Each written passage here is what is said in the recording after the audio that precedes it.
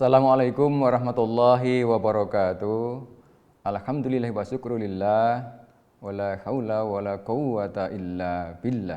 Asyhadu an la ilaha illallah wa asyhadu anna Muhammadar Rasulullah. Subhanaka la ilma lana illa ma 'allamtana innaka antal alimul hakim.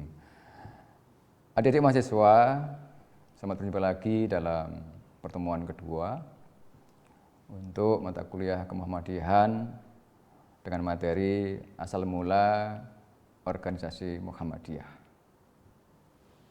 Mari kita simak bersama-sama. Yang pertama adalah Muhammadiyah.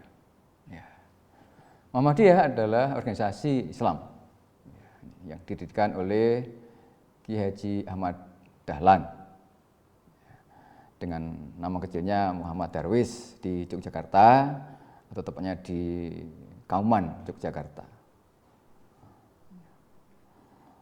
Ahmad Dahlan itu adalah seorang santri, memang dilahirkan dari keluarga pesantren, Islamnya yang sangat kuat, seorang ulama yang terkenal dan khotib terkemuka di Masjid Besar Kesultanan Yogyakarta.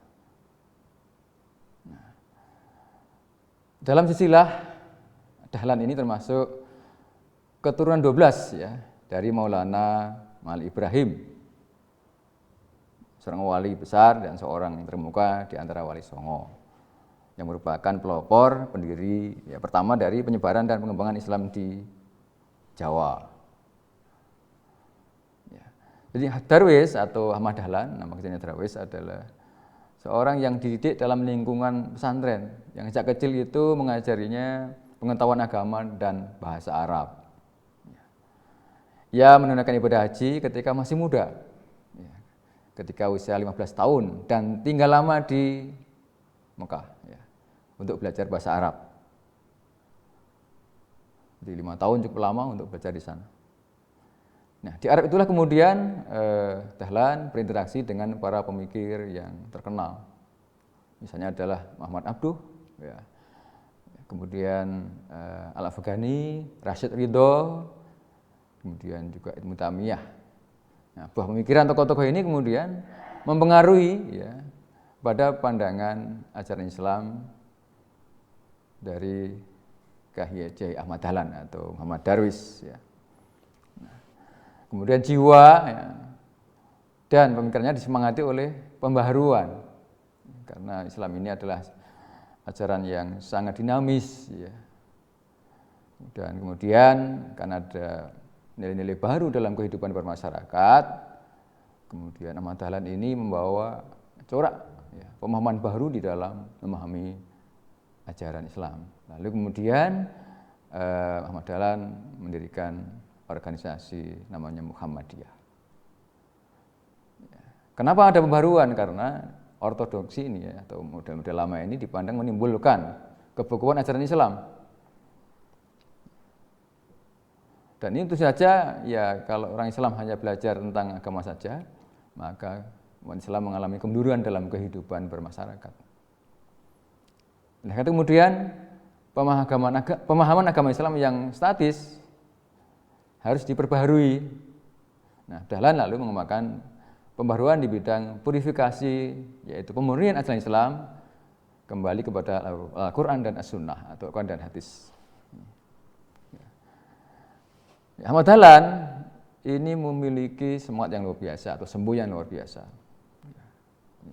Wahai Dahlan, sungguh di depanmu ada bahaya besar dan peristiwa-peristiwa yang akan mengejutkan engkau, yang pasti harus engkau lewati.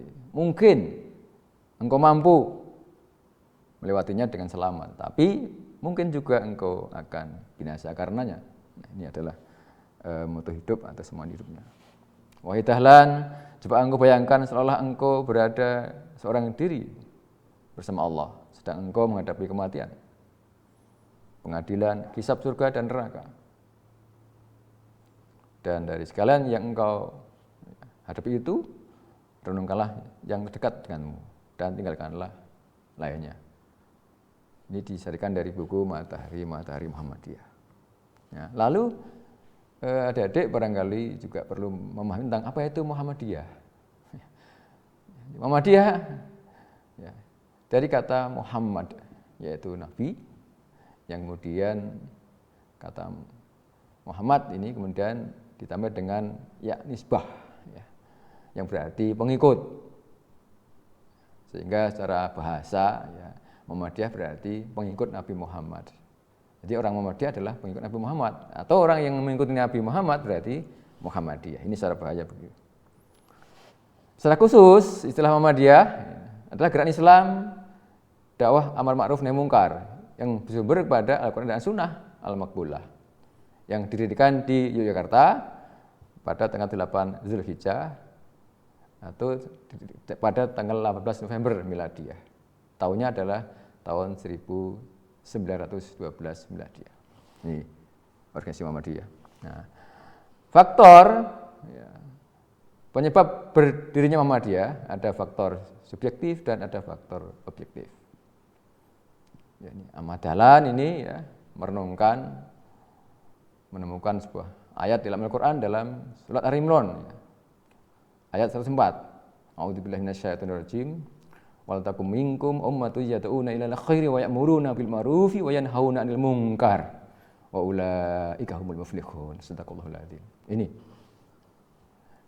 Dan tidaklah ada di antara kamu segolongan umat yang menyuruh kepada kebaikan, menyuruh pada yang ma'ruf, mencegah dari yang mungkar. Merekalah orang-orang yang beruntung. Nah, ini. Maka ini yang menjiwai Ahmad Dahlan untuk mendirikan organisasi kemudian diberi nama Muhammadiyah.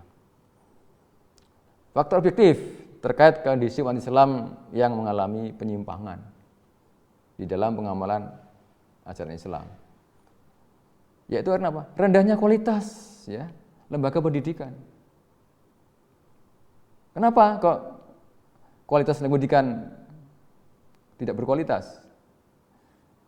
Karena lembaga pendidikan kita itu ya masih bersifat ya mungkin tradisional, ya, ortodok, sehingga perlu ada pembaharuan.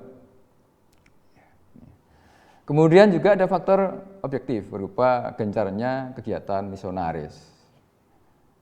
Ya, kita kenal dengan istilah 3G, ya, yaitu glory, gold, dan gospel.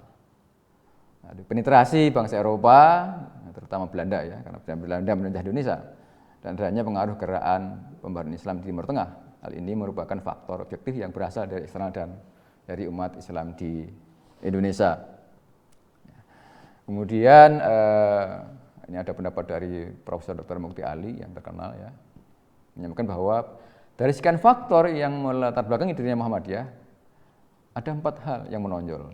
Yang pertama adalah ketidakbersihan dan campur aduknya ajaran Islam di masyarakat. Ini yang utama.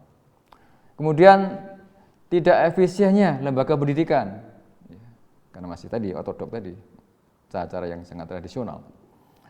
Lalu aktivitas misi ya, misionaris gitu ya, Katolik dan Protestan waktu itu. Lalu 4, ada sikap meremehkan Islam dari kelompok masyarakat intelijensia. Jadi orang Islam itu dianggap sebagai yang terbelakang secara inteleknya gitu. Ini Mukti Alim menyampaikan hal yang menonjol itu. Sehingga apa? Inilah kemudian Muhammadiyah itu berdiri untuk apa? Untuk mengubah supaya yang tradisional itu menjadi modern atau menjadi cara yang efisien, efektif dalam pembelajaran dan sebagainya, dalam agama dan sebagainya, dalam kehidupan masyarakat dan sebagainya. Sehingga apa? Islam itu dalam hal-hal yang bersifat ya, ibadah itu dikembalikan kepada sumbernya, ya, Quran dan Sunnah, dan contohnya adalah Nabi Muhammad SAW. Kemudian hal-hal yang bersifat muamalah, ada muamalah duniawiyah sesuai dengan perkembangan masyarakat, tapi tidak lepas dari nilai-nilai ajaran Islam yang sesungguhnya. Demikian untuk materi hari ini. Mudah-mudahan adik-adik mahasiswa bisa mencerna. Kita akhiri perkuliahan kita dengan melafalkan hamdalah. Alhamdulillahirabbil alamin. Assalamualaikum warahmatullahi wabarakatuh.